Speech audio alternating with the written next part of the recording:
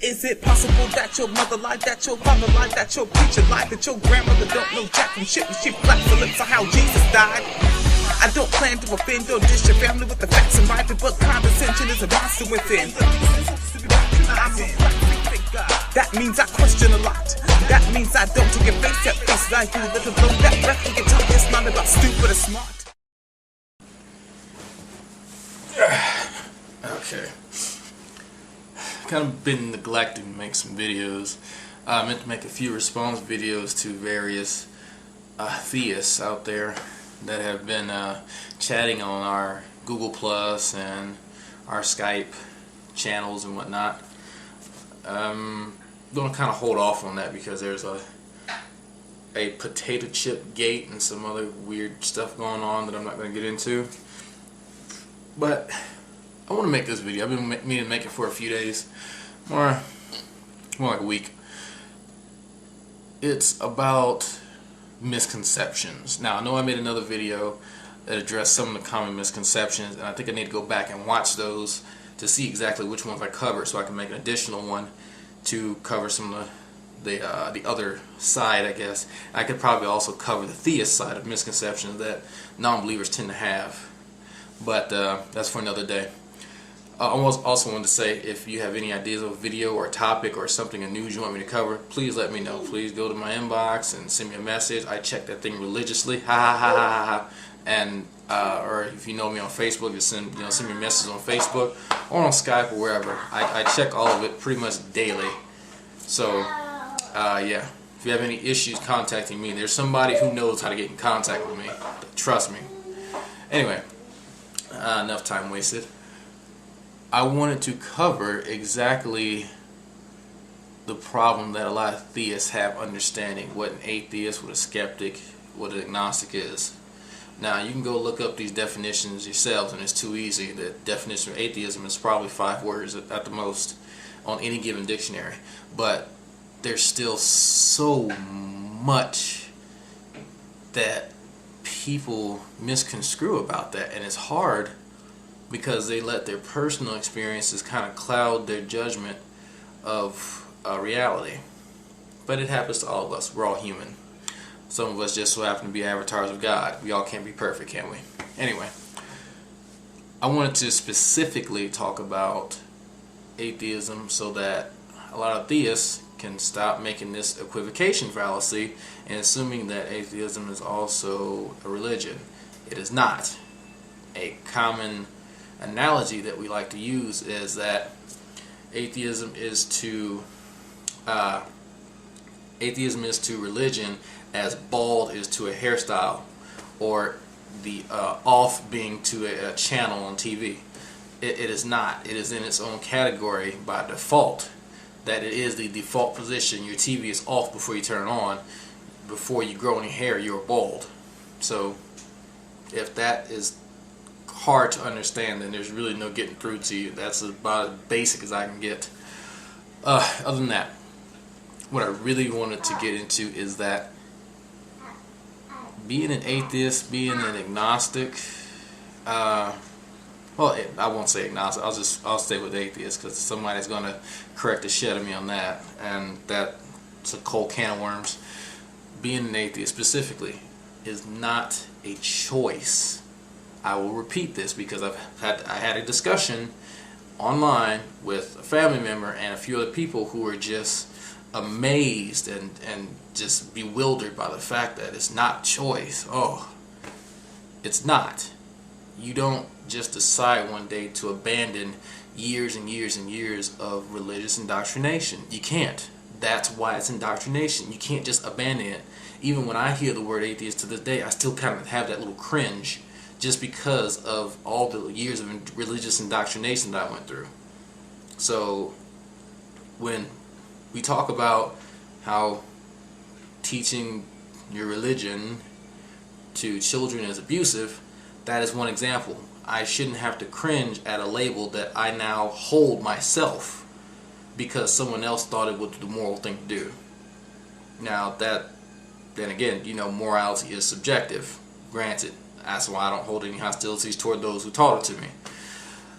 It's just that there needs to be more education around the table, and not just, well, here's this and this is just the right way and everything else anybody ever will teach you is wrong. That's dogma. That's bullshit. Dogma doesn't help anybody in any situation. When you come out of a religion and you come to what I call is the grand realization of the farce, is that you have a lot of hostility to begin with, because then you realize all these years that you spent, all this time that you spent, is pretty much for nothing. It's a waste. And then you look around you and you see people doing the same thing. You're like, no, what are you doing? What? Why? Don't you see? But on the same token, Christians feel like that all the time, that they're right and they're trying to be the nice, benevolent creatures that their deity supposedly is, and they want to hand out little pieces of their goodness to people and just give it to you. Here you go. Jesus, right here. Jesus. But that's not the case. All they have are anecdotal evidence and religious superstition to offer you.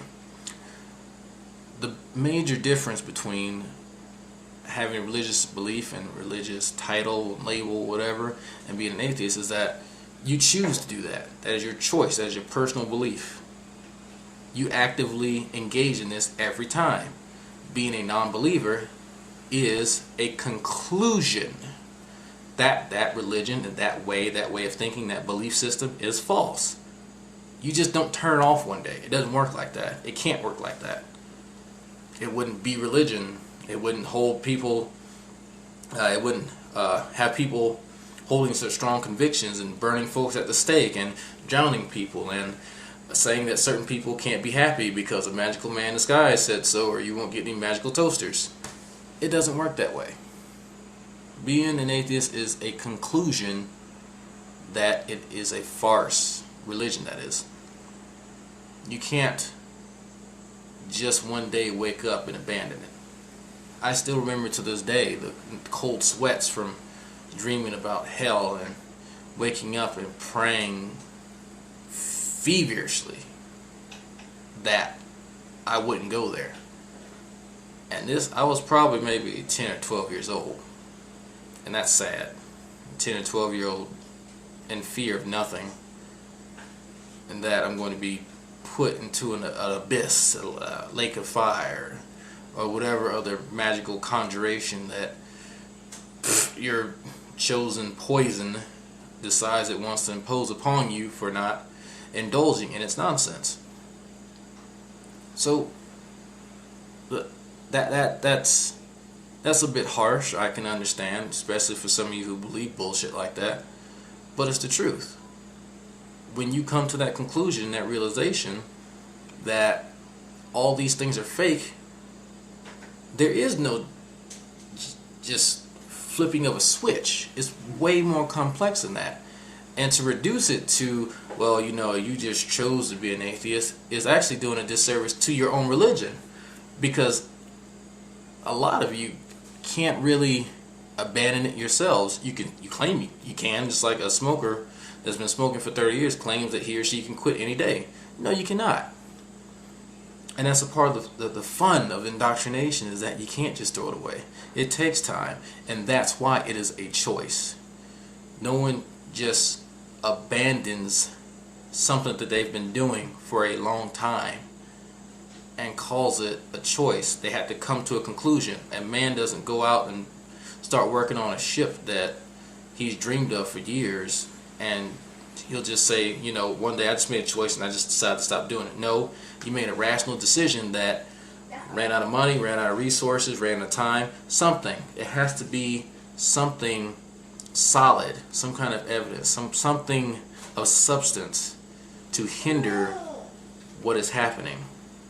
And then once that hindrance is perceived and acknowledged, then that's when the rational thinking starts to happen. From that rational thinking, a conclusion has to be made. A choice is then made, yes, but that choice is directed by the conclusion. See where I'm going with that? Now, I hope to get some responses to this, especially from some theists that will try and just quote Bible stuff. Don't do that. I'm just going to laugh at you. I'm not even going to reply to you. I'm just going to let my other fans just tear you in your asshole. So, hope you enjoyed the video. Don't just go with the breeze. Have you chosen a creed, or has it been chosen for you? Just think about that. Serious.